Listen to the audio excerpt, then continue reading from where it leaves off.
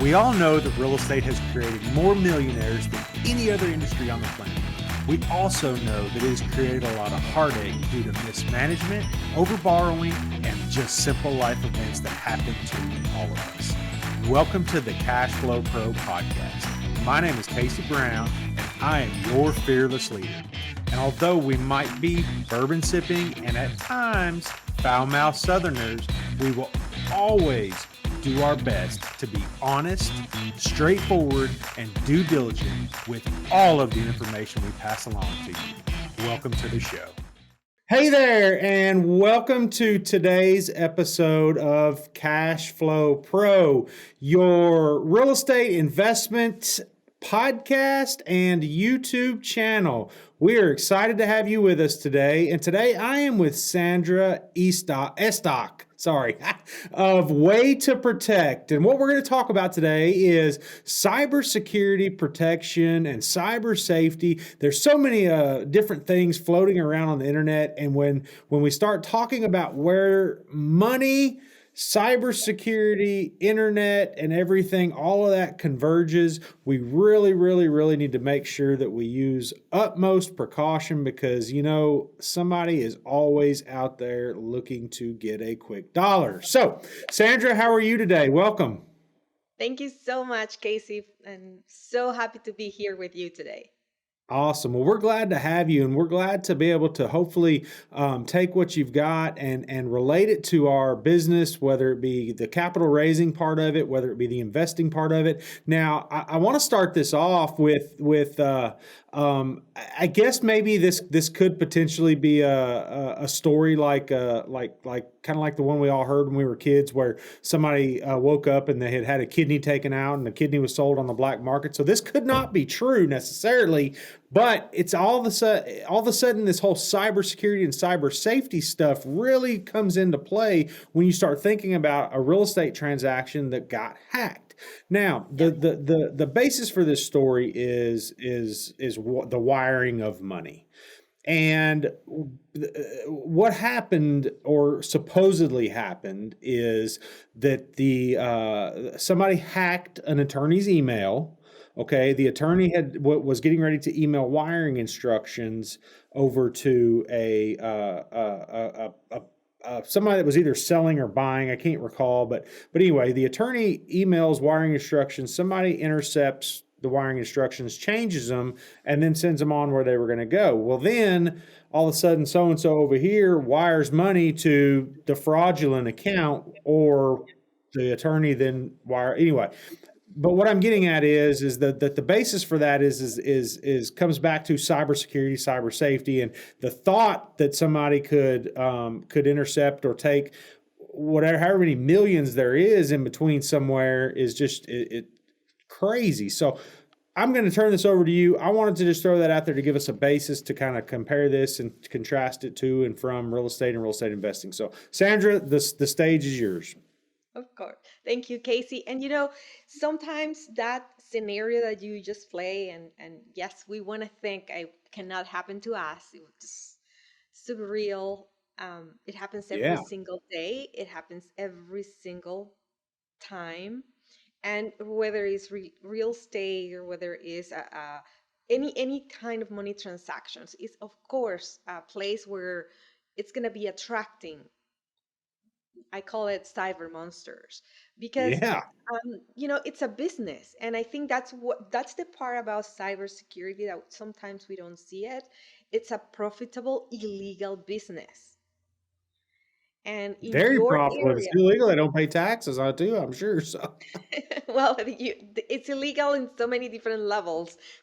Plus, they don't pay taxes. Yes, I agree with you. sure. But they monetize on, based on stealing, like, the product that these cyber monsters have. It's you and your investments, of course, are the price that they will get when you click on the link, or when you open the file that they are hoping, and that scenario that you share about the attorney. I mean, that is a very common. When you are selling or buying a property, there is information out there. Like, everyone knows you're selling. And sometimes those transactions, if they either the buying or the selling don't have all the systems and all the things in place, somebody can insert them in the middle, and that's when things like this happen, and we've seen it over and over. So And the money's gone. have you actually heard of that scenario I just laid out there? I mean, and you've actually heard Absolutely. of it happening? Absolutely, I know So for a fact. that's It's not just not a like a movie. fable? No, it's not a fable. It's Wow. not a movie. It's let me tell you, Casey. So I'm just gonna share with you and your audience a little bit why this is so real. And for me, cybersecurity wasn't my area or my career. I was in technology, but not in cybersecurity. And back in Mhm. 2006, I was returning from visiting my mom in Colombia, and I'm Okay. landing in Miami when the captain announces that Homeland Security were boarding the plane. So I'm like, I hand these gentlemen my passport, and at the time I had a work visa. And Yeah. Casey, I'm the only passenger march off the plane, escorted by Homeland Security. So at Okay. that moment, I don't know what's happening, nothing, and like you described, like that surreal situation. I get Yeah. into that room and no answers, nothing. Being newly relocated, I was so afraid to be deported, and I didn't know what was happening. My husband Sure. is waiting for me. I have no information, nothing. Yeah. Um, 10 hours later, and handed my passport, and it's been revoked. Wow. So I Wow. still don't know what's happening, and we have to rush back to Venezuela, where my husband and I are from. And I have Uh-huh. attorneys, and I'm working with my employer, my former employer, and I'm trying to get a new visa so I can come back to the country. And I So go did they just turn you around and put you on an airplane and sent you back where you came from? I actually was able to come home. I was living in Milwaukee at the time, and Mhm. just get my husband, and we had to leave shortly after that. But I Oh, was not wow. taken onto a plane. But yeah, so I was able to come home, and then leave um, to Venezuela, or return to Venezuela. So I go Sure. to the U.S. embassy, and I get to the place where they are questioning you. So I'm trying to get a new visa, and this is the Uh-huh. thing, Casey, that sometimes like it cannot happen. It's like a movie. Like you are in a movie, you're trapped, and it's Yeah. nightmares happening. And what I notice is this person is asking me questions about China. And he's like, why were you in China? Who do you know in China? Who's your contact? Oh. Oh, no. And I Your have stuff has no, been stolen. yep. So what happened? Oh, And he no. reveals to me is a cyber monster in China, or a smuggler in China was using Uh-huh. my identity to smuggle women into the US. Oh, So goodness. here I am. So, like in your example, you wake up one day and your identity is being used for that. And I have to go through 6 years of proving that I am the real me. And in that Mhm. situation, it almost broke my marriage, my career, and my mental health. Now, Oh so my back, gosh, I can imagine. back to your real estate, scenario. You can wake up one day, whether you are doing a transaction, you're selling, buying, and all of a sudden, you know you end up, like in my case, in a nightmare situation. So it's Shoot, pretty real. yeah. And you spent 6 years trying to get that figured out and trying to prove who you were? Yeah, because every single time that I travel, they didn't know that I was really me. Like there were more people trying to be me. So every single time I have to go back to the room, and I could spend 1 hour or 10, depending on where I was. Until they And I have figured out. until I figured. So I had a stack of papers I travel with, and it was always that thing that you're guilty So I have to prove until I you wasn't prove yourself really that. innocent. Yeah, Yeah. proven otherwise. But it taught me Wow. a big lesson, and I wasn't in cybersecurity, so I wasn't really. I didn't have answers. I did not have. Um, I thought I just have to endure this and go through it, and Yeah. just put Yeah. my head down and go for it. And a So year you said, after, so go back real quick. You said there was more people trying to be you. So yeah, there was, so they had basically stolen your identity and sold it and just to the highest yep, bidder for whoever wanted to use it right then. yeah, yeah. So exactly. Gosh, dang. So for Man, that six is years, horrible.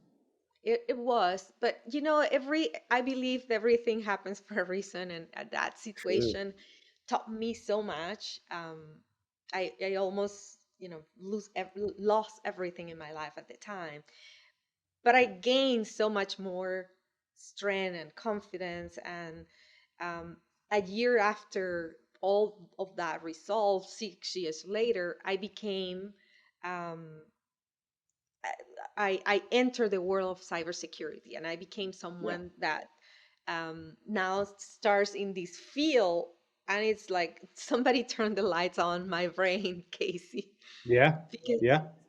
finally you understand. And it's exactly, with your investments, like there are things that every single day, once you start noticing, you will be so surprised how many people are probably already trying to trick you, already trying to make you click or make you do this, or Yep. um, because it just sometimes we just don't see it or don't notice it because we're busy. Yep.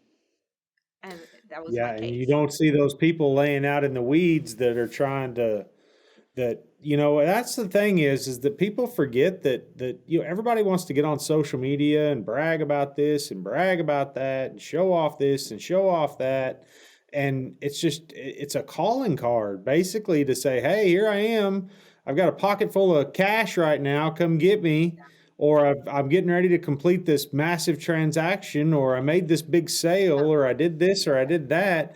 and Yeah. and again, those of us that are actually doing that stuff, we don't necessarily have any reason to put it out there, but the bottom line is that if you're going to publish and post about that stuff, you've got to be ready or at least secure from the circumstances of somebody trying to hijack that. Absolutely. You're so spot on. Um, you know, a perfect I example think when you we're all go. guilty of being complacent at times. Yeah, me too. I mean, absolutely. We all been there. And there's this example, you go on vacation and what are you saying? I'm not home. I'm not home, go get my stuff. Look at my nobody's home. I Hello. tell my wife that crap all the time. I'm like, honey, don't put that out there. I mean, and what I say is, share your experiences and share it. Once you're back home, say, "Oh my God, I had the most amazing vacation." Like, it's Yeah. not that you don't post anything or you don't say anything, but just be more Yeah. mindful about, how that information can be used, and um, just pay attention to that. So I love Sure. that you are very aware of that, Casey. Well, I guess I try to be. That doesn't necessarily mean that I practice what I preach as far as that's concerned. It's things that I've seen and picked up throughout my journey that have, and I've seen other folks. I don't know that I've ever actually met somebody that was in the quite the situation you were in, and I Mhm. think part of that could have. I just, and the thing is that you sit here and you think, okay, you're in that situation, but there really wasn't a heck of a lot you could have done to avoid it either. I mean, you were basically just traveling to see family and coming back and so on and so forth. But just for some context, Mhm. are you comfortable with chatting with us about what brought you all over here from Venezuela? I Yeah. guess Venezuela. I've been to Aruba, which is right across the bay from Venezuela, and which there was a considerable amount of actual Venezuelans there. Now, this we're a little bit off the topic of real estate, Yeah. but again, context and just seeing how some of this stuff works. What So what I guess what I'm getting at is there were several Venezuelans that were actively living on the island of Aruba, Yeah. and they were just shuddered in fear of we just talked to them, and it was just they just had no desire to go back over there, and I'm thinking, it's like 12 miles that way or however far it is, but Yeah. so what brought you and your husband here from Venezuela to begin with? Yeah, so I feel very blessed, Casey, that Certainly. I left Venezuela in 2005. Things were bad, but they were not extremely bad.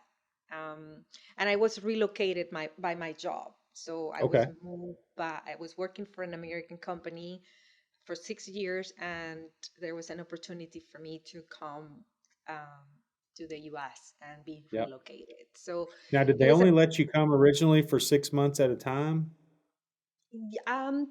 I working in an American company, you visit once in a while, but my family and my husband and I, we all came at the same time.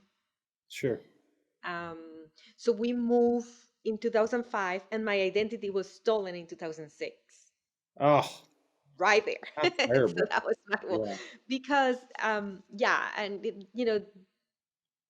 I had a working visa, which is very desirable, Yeah. and that was one of the reasons. You have a passport, you have a driver license, you have a document that somebody else can use, Yep.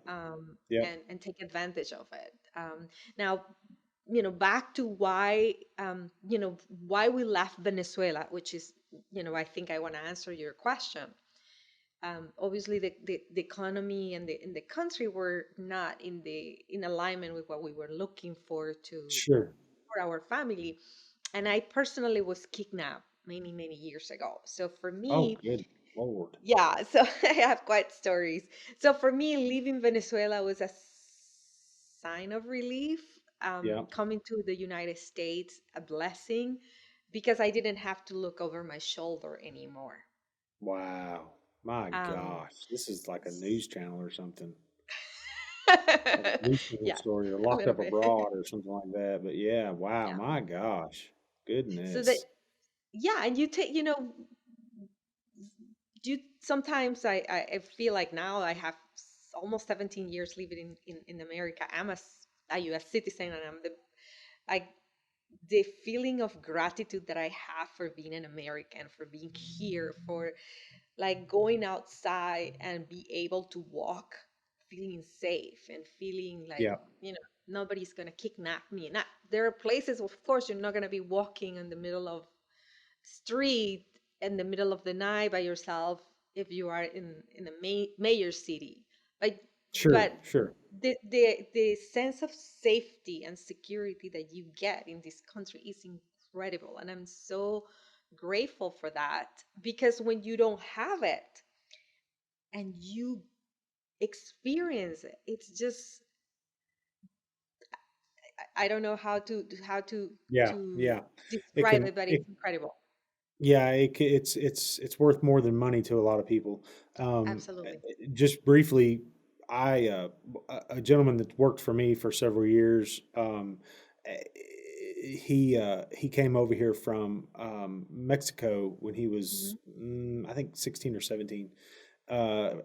I think he came over as a migrant worker or something Hmm. of thereabouts. But anyway, about 4 or 5 years ago, I had the opportunity to be his sponsor to become a Hmm. citizen of our great country, and so he and I were really close friends, and when somebody works for you and you go to sponsor them, there's a certain there's Yeah. several tests that you really have to go through to ensure that you're not like bringing somebody over here and Yeah. forcing them to work for their citizenship or whatever, so but obviously that wasn't the case. He and I were just really good friends, and I wanted to give back to him, and the fulfillment of that, I can Mhm. only assume was similarly close to as elated as I was to finally see him Mhm. start moving in that right direction and to become a citizen of our country.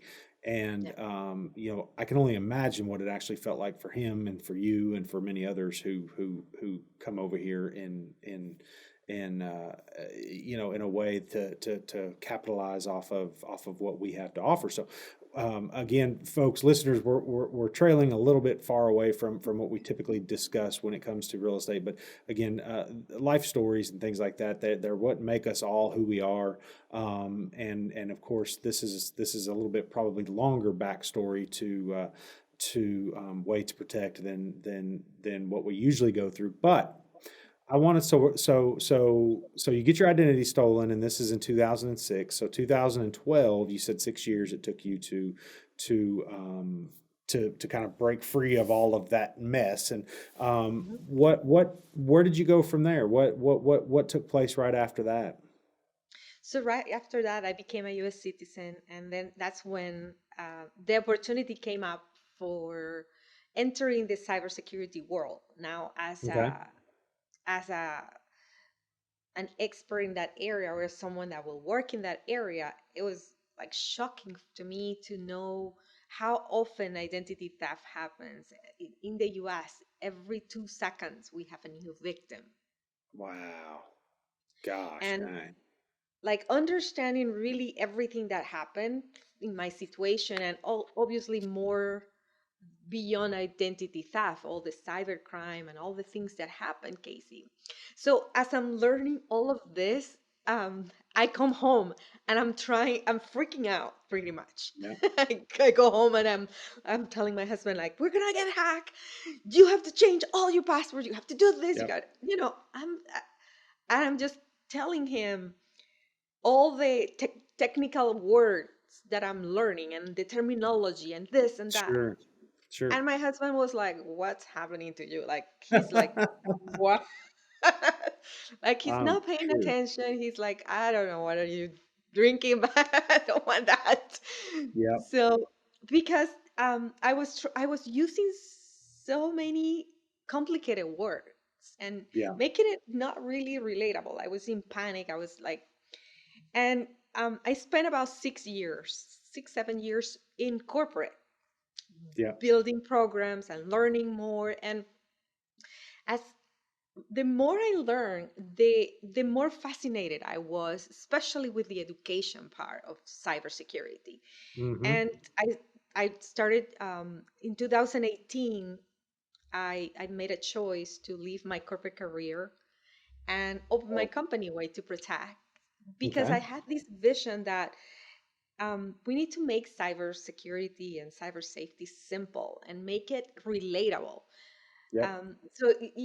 I have been in this journey finding my stories, like, what I told you about being kidnapped. I never connected the safety, the physical safety when you're kidnapped, that affects you when your identity is stolen. Is about your safety when you Yeah. lose, even if someone steals your credit card or someone steals your wallet or you lose your wallet, like all of those things are a sense of safety. Yep. um Email, and so email password. yeah, I do mean, your password, someone breaks into your account and reads what you're yeah. doing. Yep. Hi, this is Casey Brown, host of the Cash Flow Pro podcast and YouTube channel. Have you been thinking about investing in real estate but just don't know where to begin? I'd like to help by inviting you to check out our website at www.3000capital.com. There you will find an array of material that will help you learn all about real estate syndication. And while you're there, be sure to check out our free video series download titled 5 Must-Know Keys to Success in Passive Real Estate Investing. I'd also like to personally thank you for making Cashflow Pro part of your day. Now, back to the show. So that was my journey, and I started to really go in, really go deep into how can I combine all of my experiences, all of my stories, and make this relatable, make it Yep. easy. And I gotta tell you this funny thing that happened, especially writing my books, and the more content I was creating, my husband had to read everything. Yep. Casey, he's my biggest fan. Well, that's good. And he's the most I mean, he's so aware now about security. Like Yeah. he goes to he's not in technology, but he works in manufacturing, and he's always sharing with his coworkers and with like all the news and all the things that he's learning. And now I watch him as I watch my customers and my clients and friends that they change the perception of cyber, which is my Yeah. that the mission that I have. Like, don't wait for that to happen to you, whether it's identity theft, cybercrime, or losing your house because or the money that you will be investing and never probably getting back, and not even Yeah. your property or your house. So just don't wait for that moment. Just Because take then it's too late. then it's too late. I mean, then you have to Yeah. go into remediation, and it's not Yep. fun to be recovering, in that Yep. um, restoration, whether it's your identity, your investment, or your family home. Sure.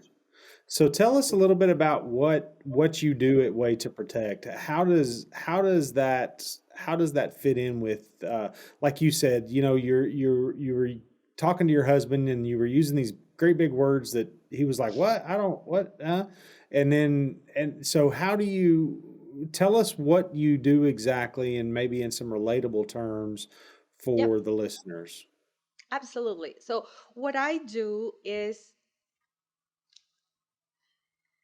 think about changing how you relate to technology. Like instead Hmm. of feeling that technology is overwhelming, hard, and it's boring, if you find a way to really make technology and make cybersecurity part of your daily routines. Hmm. So if you have a team in your company, if you have in your house, you can incorporate practices, and rather than see these practices as boring or tedious, you find ways to make them relatable. And one way is stories, Casey. Yeah. So every time I share my story, I get so many people that come to me and say, "Oh my God, this happened to my neighbor. This happened to my grandma. My grandma was scammed this way, or my sister opened this email and boom, lost $10,000." Like Yeah. it's we don't talk about the things that happen because sometimes we have in our minds people will think we are not smart or we're not Yeah. careful, and we have that misconception. And like you said before, story is so powerful. It's how we relate to others, whether it's in investment or in cyber or in finances, or um, you connect. And when you make that personal connection, you start seeing things different. And that's what happened for the people that are seeing um, the possibility of this happening, and they don't want that to happen. So Yeah. they incorporate practices that are simple and easy to do. Like I can give you one right now. Is that okay? To give you Yeah. just okay. Absolutely. Like when you get an email, like Yep. something that in an email, whether it's an attachment or it has a link for you to click. Yeah. If when you get that email, instead of right away going into clicking or opening or doing, if Yeah. you just pause, just pause for a second and Yep. breathe 3 times. Breathe, 1, 2, 3, and then you look at that email again. I can assure you, if that email is a scam, for that, with that pause and with that breathing that you You'll just know did, it. you'll notice that. You'll be Yep. like, why am I getting this? I did not order anything in FedEx, or I did not order like I don't know this person, or why is my friend using my name when he always called me hey bud. Like, That's right. do you know these things that um if you are in a hurry, sometimes you'll miss, but if you just breathe and do that, um Yep. super simple. I get on my wife all the time. She gets something and she'll be like, "Oh yeah, why somebody hacked my Amazon. I need to reset my password." Well, she's resetting her password on a phony whatever, and then now they've got her password. It's just unbelievable. Sometimes I shake my head, but she'll love the fact that I'm talking about her on our shows. But uh, Yes. so so you basically have built a company around showing people and helping people through how to figure out some of this stuff and how to make sure that, hey, just stop and pay attention to what's around you, because you never know when one of these guys or ladies or whoever it is are in the weeds watching what you're doing. Absolutely, absolutely. Wow. Yeah, and so I have a book series is Happily Ever Cyber. um, so that is a book about learning the basics of cyber, Sure. but also learning the stories. And I don't not only share my story, but other people's stories, how Okay. they like how what happened to them. And there is actually one that relates to investment and someone that lost a lot. Um, so every story, whether it's identity, cybercrime, or something that happened at a personal level, Yeah. um, is sharing The that last so time I people. wired money to an attorney Mhm. to set up our investment fund, um, I can't recall if I had to call them when I was at the bank and had them read that Yeah, number to me, or if they gave it all to me except for the last two or three numbers, and then I called and they verified that I had the whole thing anyway. It was that's excellent exactly, you're practice. exactly right. I mean, that's just kind of wide open, and people, they see opportunity there, and you don't have to hit but two of those a year, and you're set if they're, some of the deals we do in the millions or half millions or millions or whatever, and so it's one of those deals where you just, man, if you're not careful, you can get burnt so quick, and there's no insurance either. I mean, I don't think there's any Yeah. insurance against that kind of stuff, especially wire fraud or whatever. But so Sandra, I want to thank you for being on the show today. I mean, we covered an array of everything, and usually we get to the real estate investing part, but this is, I think, one of those deals where you really just, this is kind of pre-investing stuff you need to make sure that you're being aware of. And what I want to do though is real quick before we get off here, because we're kind of running out of time. How can the listeners reach out to you? You know, if they really want to kind of take their cybersecurity and cyber safety and or possibly get a copy of your book or whatnot, how can the Yeah. listeners reach out to you? They can definitely go to my website, sandraestok.com, where they'll have all the information. They have um, resources that I included in there. All the books. I have a series also for children, because I think children are really the key to to Sure, solve sure. cybercrime. And if we start early, that can change. And it's a journey. And Yeah, if you're listening right now and you think that it cannot happen to you, yeah, you're it can wrong. happen. It can happen to Yeah. anyone, no matter Well, if good. And you're that's rich. that's SandreEstok.com. And of course, we'll put a Yes. copy of that in the show notes as well. Yeah. So, well, Sandra, I can't thank you enough. I know that, again, this is a little bit kind of out of our wheelhouse of what we generally talk about, but I felt once we got to looking at your stuff and reviewing your material, I thought, this is something that if one person just kind of picks up a couple of nuggets out of that and says, hey, I want to start being a little more mindful, or I'm going to be a little more careful next time I'm doing this, Yes. that, or the other as far as their money goes. Yeah. That's why I thought it would be of value to the listeners. So, Sandra, thank you so much for your Thank time, you. and we hope everybody has a wonderful rest of the day. And thank you for listening to the Cashflow Pro podcast. Again, Sandra, thank you. Cashflow Pro is hosted by Casey Brown, founder and CEO of 3000 Capital, a commercial real estate investment firm committed to providing its investors with ongoing cash flow and helping them build long-term wealth. If you enjoyed today's podcast, make sure to hit that subscribe button so you'll be notified about all our future episodes. You can find more information about us and our investment philosophy by clicking the link in the show notes below. Thanks for listening.